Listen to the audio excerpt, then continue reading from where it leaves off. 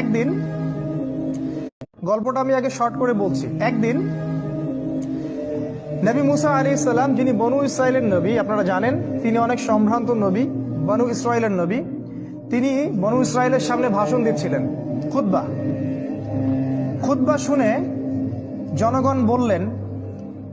জনগণের মধ্যে একজন বললেন যে, বাহ, আপনি তো খুব চমৎকার খুতবা দিলেন, মনে হচ্ছে আপনি পৃথিবীর সবচেয়ে জ্ঞানী মানুষ।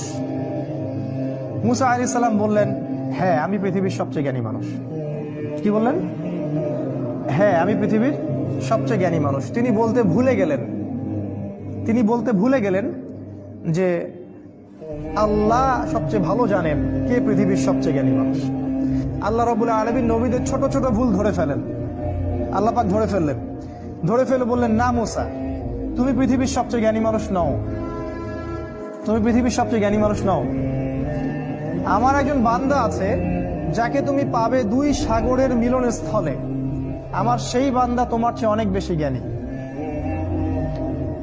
মুসা আলাইহিস সালাম এটা শোনা মাত্রই ওই বান্দার সাথে দেখা করার জন্য উদ্গ্রীব হয়ে উঠলেন।